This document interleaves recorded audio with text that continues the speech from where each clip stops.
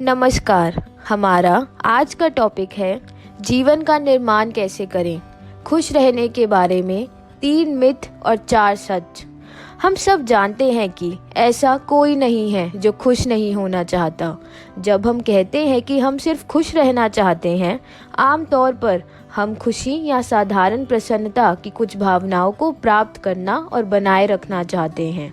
लेकिन कुछ बाधाएं इसे रोकती हैं, जैसे कि धन की समस्याएं, रिश्तों में समस्याएं, स्वास्थ्य समस्याएं या जीवन में वास्तविक ट्रेजेडीज। लेकिन क्या होगा यदि यह विरोधाभास स्वयं खुशी की गलत फहमी पर आधारित हो? इस विरोधाभास का जवाब इन मिथ्स में है। मिथ नंबर 1, खुशी एक एहसास है। हम सब जानते हैं कि खुशी में प्यार, मज़ा, आनंद और रुचि जैसी स्पष्ट भावनाएं शामिल होती हैं। ठीक उसी तरह से दुख में भय, उदासी, घृणा और क्रोध जैसी भावनाएं शामिल होती हैं। लेकिन खुशी को या दुख को भावना कहना एक गलती है। यह इस बात पर जोर देने जैसा है कि आपकी नौकरी और आपका पैसा एक ही चीज़ है। आपको भुगतान करने के लिए आपकी नौकरी की आवश्यकता है और आप कितना कमाते हैं यह आपकी पेशेवर प्रभावशीलता का प्रमाण हो सकता है। लेकिन अपने काम को पैसे तक सीमित करना गलती और निराशाजनक होगा। इसी तरह आपकी भावनात्मक स्थितियाँ खुशहाली से उत्पन्न होती हैं और उसे प्रदान करने में मदद करती है, लेकिन वह उस खुशहाली के बराबर नहीं है। खुशी आपको जीवित, सुरक्षित और प्रजनन करने में सक्षम रखने में मदद करने के लिए विकसित न्यूरोलॉजिकल संकेतों की एक श्रृंखला से कहीं अधिक है। लेखक इसे 3 फैक्टर्स में समझाते हैं। आनंद, जिसे एंजॉयमेंट बोलते हैं, संतुष्टि यानी सैटिस्फैक्शन, और अर्थ यानी meaning in life. Number 1, enjoyment. ये साधारण खुशी का पहला कदम है। एंजॉयमेंट अकेले से ज़्यादा दूसरे लोग जैसे रिश्तेदार या दोस्तों के साथ होने से खुशी बढ़ाता है। इसी कारण से भोजन और पेय पदार्थों के विज्ञापनों में अक्सर अकेले उपभोग करने के बजाय लोगों के समूह को एक साथ आनंद लेते हुए दिखाया जाता है। विज्ञापन दाताओं के अनुसार प्रोडक्ट को केवल अल्पकालिक आनंद के साथ नहीं बल्कि संतुष्टि के साथ भी जोड़ा जाना चाहिए। नंबर 2 पर आता है संतुष्टि या सैटिस्फैक्शन। ये वह खुशी है जिसके लिए आपने काम किया है, उसे पूरा करने में आपको खुशी मिलती है। जब आप कठिन पढ़ाई के बाद स्कूल में ग्रेड ए प्राप्त करते हैं तो यह वह संतुष्टि की अनुभूति होती है जो आप अनुभव करते हैं। यह जॉब में अच्छी कमाई से मिली प्रमोशन की चमक है। संतुष्टि वह है जो आप तब महसूस करते हैं जब आप कुछ कठिन, यहाँ तक कि दर्दनाक समय से गुजरकर भी अपने जीवन के उद्देश्य को पूरा करते हैं।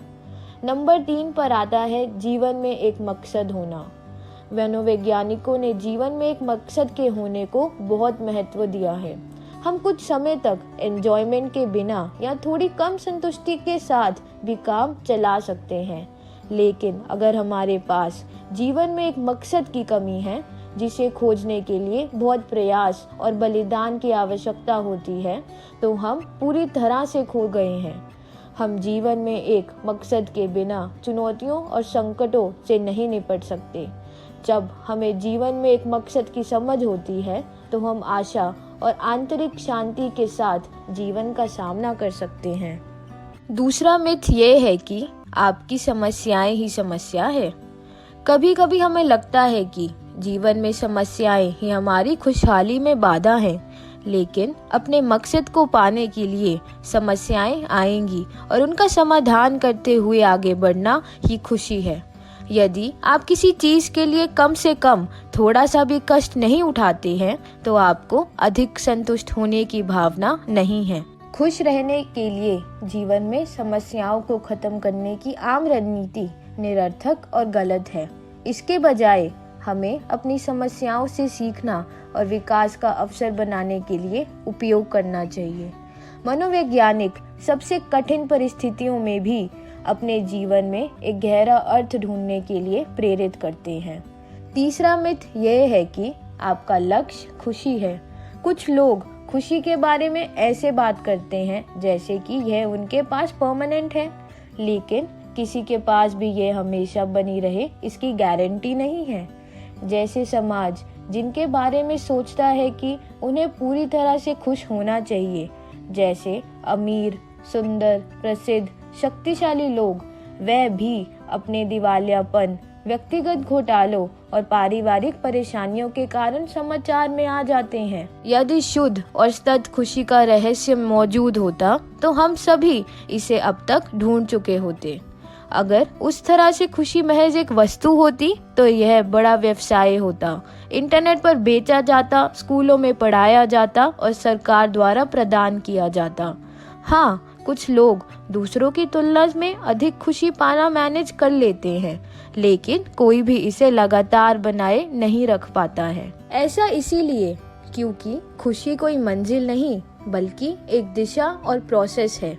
हम अपने जीवन यात्रा में चाहे कभी भी हो और स्वाभाविक रूप से हम कितने भी संतुष्ट या असंतुष्ट क्यों ना हो, हम सभी आत्मज्ञान, अच्छी आदतों और सुधार कर अधिक खुश रह सकते हैं। केवल आपकी भावनाएं आपकी खुशी को निर्धारित नहीं कर सकती हैं। आपकी समस्याएं आपको खुश होने से नहीं रोक सकती हैं और इस जानकारी को अपने जीवन में लागू करने के लिए 4 तरीके यह दिए गए हैं। पहला तरीका, जांचें कि क्या आपको अपनी खुशी का पोषण मिल रहा है।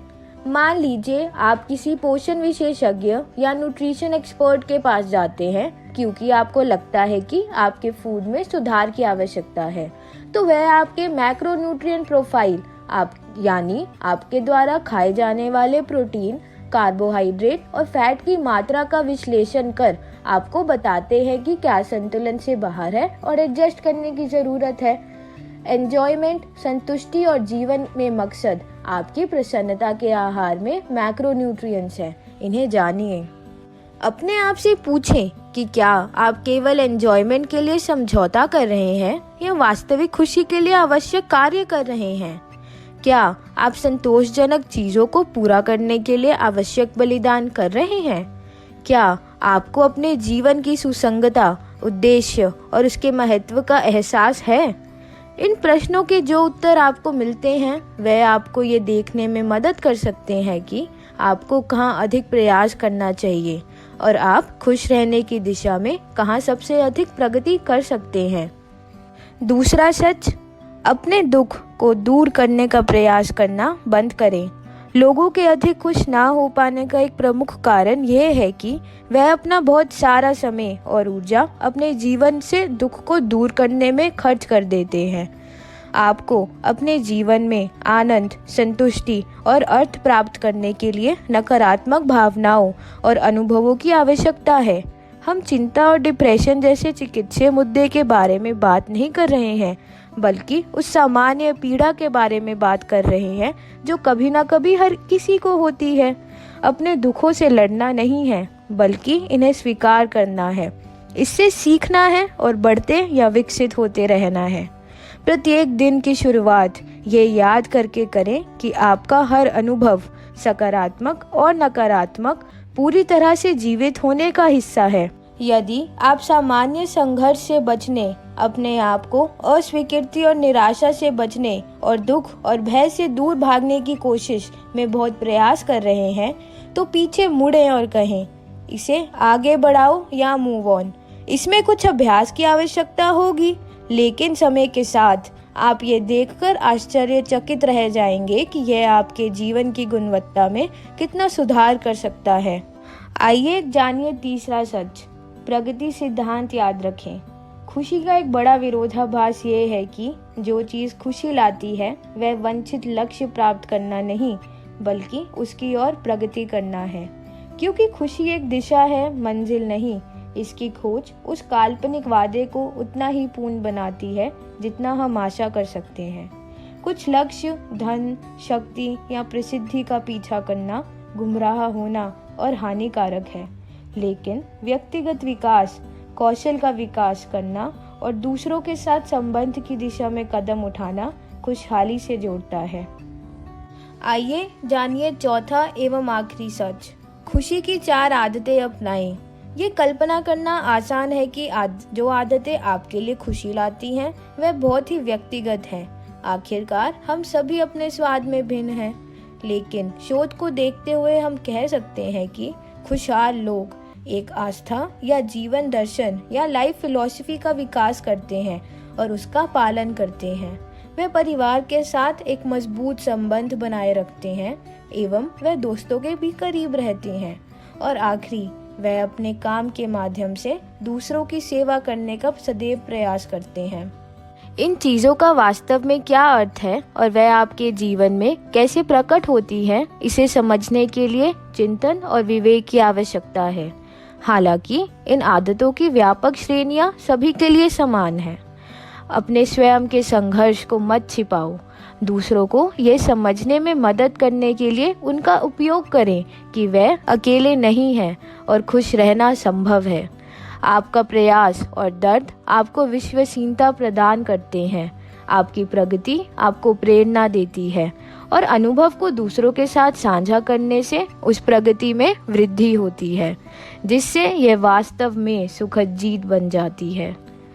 धन्यवाद। हमें आशा है कि आपको हमारे इस ईमानदार प्रयास से कुछ लाभ प्राप्त हुआ होगा। ऐसे और वीडियो के लिए सब्सक्राइब करें मंथन ज्ञान और विज्ञान।